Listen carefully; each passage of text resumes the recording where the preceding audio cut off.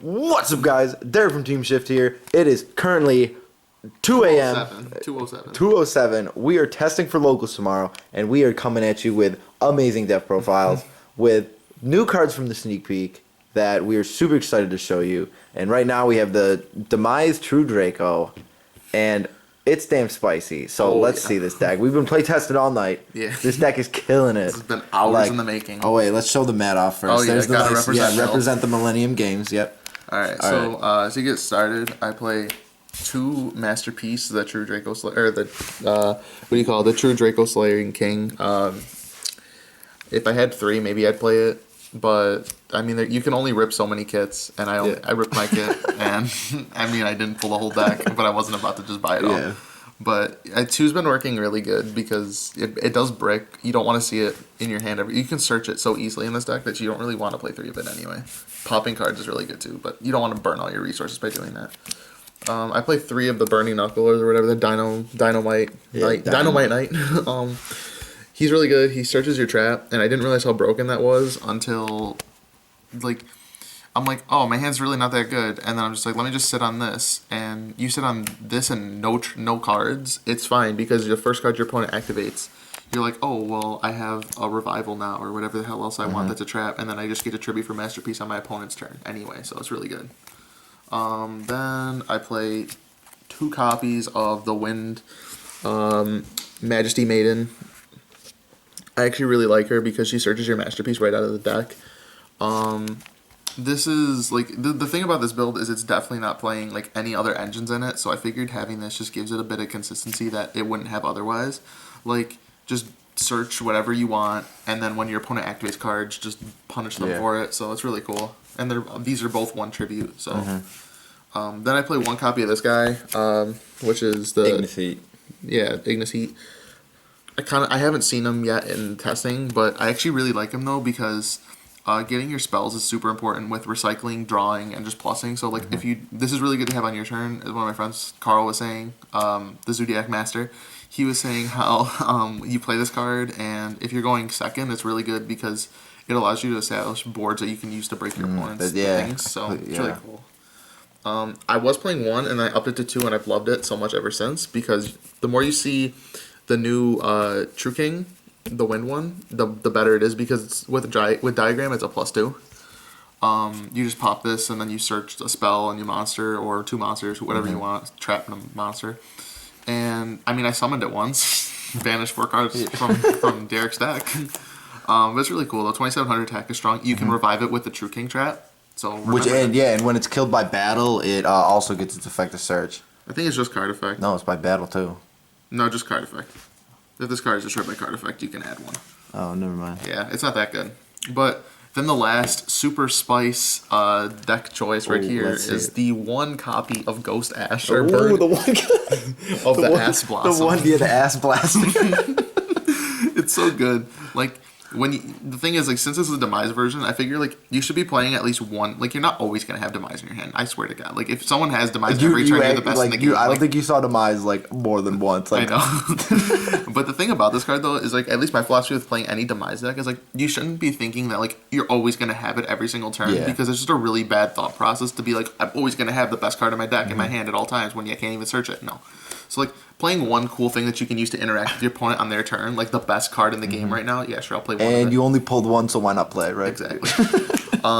Another thing I didn't get the third one of today, regret, but I'm probably going to get the third one tomorrow at some point, is a Draconic Diagram. Ooh. This card gets better and better the more you look at it, like the more you read what it does. Yeah. Like, the boost is amazing. You get boosted twice if there's 2 field spells on the field. The first time each tribute summon monster would be destroyed. So if I'm not mistaken, it counts both sides of the field. It does not say you control.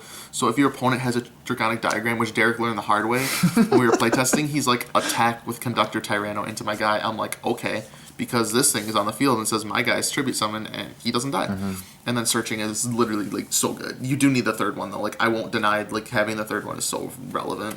Another thing I only play 2 of is the, what do you call it? The Heritage.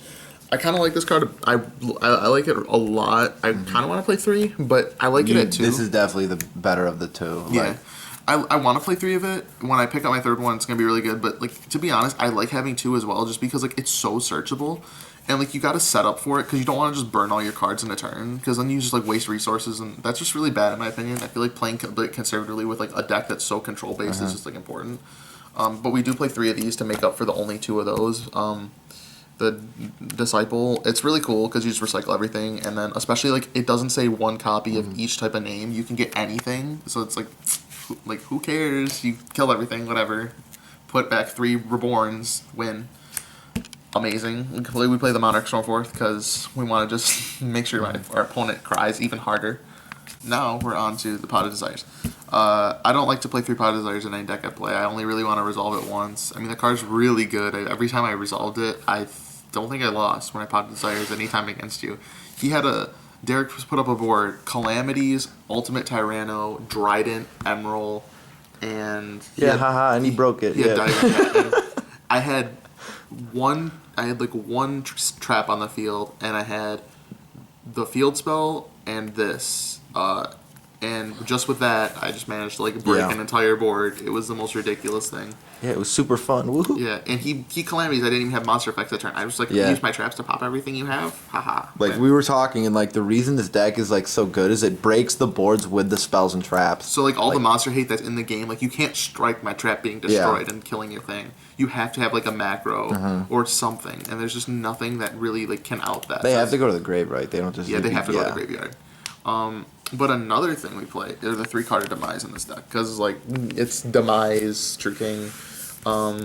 It's like it is the best card in the deck when you can resolve it, because you just establish your whole back row. And the thing is too, what people don't think about, they're like, you have nothing you can do on your opponent's turn now. I mean, the thing about this card that makes it so good is because you summon this, like when you activate Demise, you always want to end your board with her, because no matter what you draw, sure you can mill whatever, it sucks, but with the first thing they activate, you're like, well, guess what I just got? True King, Masterpiece to my hand.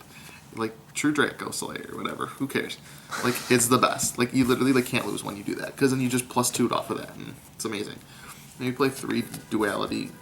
You can't go wrong with Duality in a deck that doesn't really special summon, except for, like, on your opponent's turn, maybe. Sometimes you'll trigger the trap on your turn, but like all in all, I made the decision sometimes. Like some of the ways I end up breaking boards, I'm like, do I want a special, or would I rather just get some consistency, potentially add cards that would break my opponent's board? And that's the way I usually go about it. You play the 3 Terraforming because you got to get to those diagrams. Then I play 2 Chalice. It's honestly just like a personal choice of mine, especially with Calamities in the game.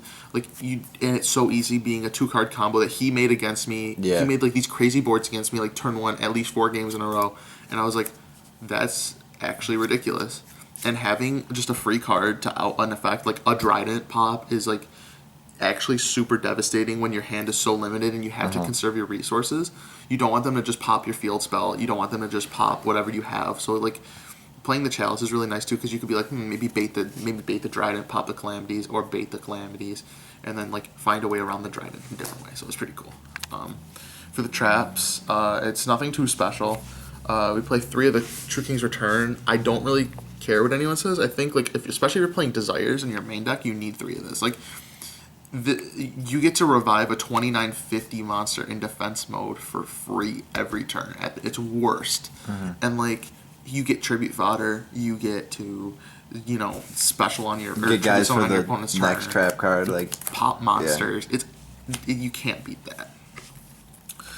This card is the absolute nuts as well. You go against dinosaurs and you just half their entire board. They're like, I summoned a monster that can out your True King Masterpiece. Nope, not anymore. Now it's 1750 or whatever, however much it would be, or 20s, whatever the hell. But yeah, 1750 probably sounds right.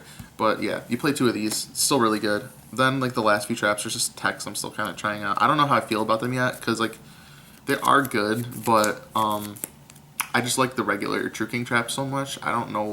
You can even play 3 of the Shrink, like exactly. Like it's not bad to play 3 of everything, because it's just all pluses. But I just played Warning and Double Strike. I mean, like Warning because it outs other people's masterpieces and whatever else. I guess I'm like Strikes because, it's Solemn Strike. But I just figured it'd be better to do this because you're better off against any deck that you play against with these instead of like just playing D barriers and then just like not saying D barriers bad at all because I love D barrier, but Yeah, side the barriers. yeah, Definitely. Definitely. They would be broken. Mm-hmm. But moving on to our special side deck. By the way, Ooh. Team Shift. Ooh, wait, I was zooming in on it. Oh, All right, keep here it we there. go. Ooh. Ooh. We're the team of SpongeBob references as well. These are the other things. So for the side deck so far, Wow, is that a test print? broken. So for my theory behind like playing some of these cards, I'll let you guys know. So the third one is, I feel like for right now, at least in the first couple weeks of playing it before we end up going to Pittsburgh, I want to see like how much I like these ratios. So when going into games 2 and 3, if I feel like I need more copies of monsters, like going second or first, I just like having the option for right now. And since for right now, I haven't really found other things I needed to side because this deck just counters the meta so hard right now because they're not ready for it anyway. If I'm not mistaken, I was playing one of the fire guy already. If I wasn't, I side the second one because like when you're going second, this card's way better than the other one because you can actually activate the effect of tribute on your turn, and then you just get more pluses by recycling, drawing more cards, and so having this on your turn going second is really good. I wanted to test this out, not in the main deck, but in the side deck, because making your guys untargetable is pretty cool. Untargetable and can't be destroyed. Yeah, and can't be destroyed. Your opponent's gonna make so stupid. 20, except him, yeah. 2800 defense as well is really cool. What's 28 defense? I want to check something that guy's real got quick. a big booty. But it has to be tribute summon. But when it leaves the field, if it leaves the field, you get special summon a true Draco or a true King monster from your main deck or hand, I think, as well. Just from your deck in defense mode. But like, sure, it has to be tribute summon because it's not gonna be broken looping it with the reborn. But it's really cool because you can shuffle it back in the deck. Is it when he leaves the field when he's tribute summoned? It has to be. It's this tribute summon monster. Okay. So like. Yeah, if you tribute over it, then you get another monster too. But like it's really cool because it just gives you some like floating and like makes your board really hard to get around, even though it already is anyway. So it's pretty cool. I side the Max C just because like when you're going second, if like when you're gonna go second, like you win game 1, they're like I don't want this person to go first because I want to set up my board and actually play. You just side the Max C. If they let you draw a bunch of cards, they can't win. They can't win against this deck if they let you draw like 3 cards. Because there's too much consistency between like you can't brick hard enough for 3 cards to not like win you the game. So there's that. The super side deck spice being the domain of the true monarchs. Since we don't play an extra deck in this build, not really like there's no point really. Like so I figure if you're not gonna play an extra deck, might as well play the best card for not having extra deck. I mean you could play like rank 5s, but like you'd rather just play a domain. Exactly, and it just says if a tribute summon monster attacks, you get to make it gain 800, so you can beat over anything in the game. There's nothing that your guys can't kill, so you kill Conductor with Masterpiece. Actually, if you attack into like a 4,000 attack monster like Masterpiece with the field spell. Wait, no, because that's the field spell up. Yeah, I was gonna say it'd go to like 40. You flip the 4, shrink and then they lose their guy anyway, so like it's fine. They just like don't get their extra, so they can't win. They like makes them lose even harder.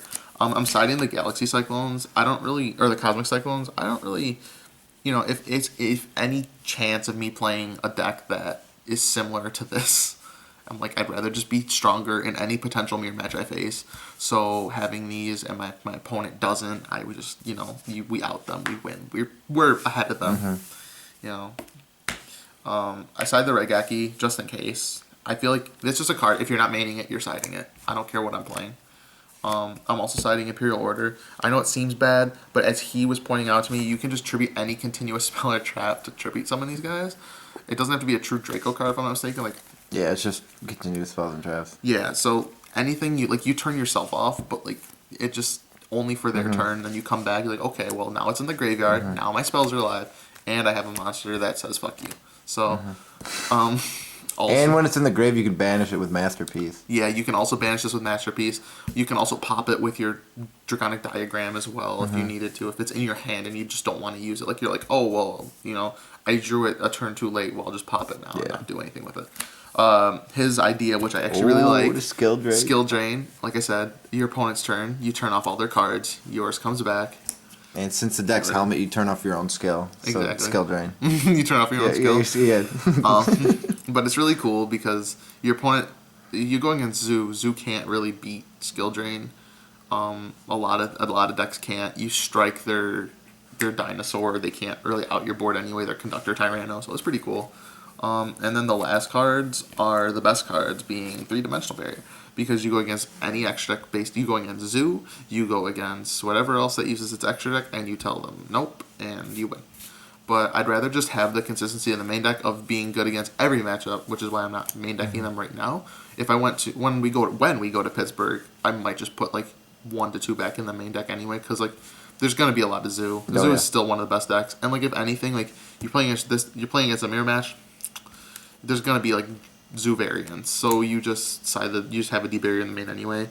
If I decided to take this particular variant, not this build exactly, but this variant there, I would just probably I'd consider main decking 1 domain anyway, because you play the terraformings already, like you go through your field spells like it's nobody's business anyway, because you're gonna be like activate 1, put 1 over it again, and they're gonna pop them, and you have something else that once you flip it or once you put it on the field, like you could do your whole play, put the domain on it at the end of it. You have a tribute summon monster anyway, so when they were gonna go Trident, no, not anymore. So yeah, that's what we got so far.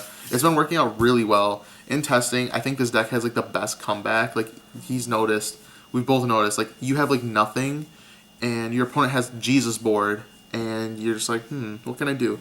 Like 2-card play, and you kill their whole board, and you have something that's just like such a problem to deal with that you just win from there. So that's the deck. All right, That's what we got. All right, thanks, Anthony. Team Shift out.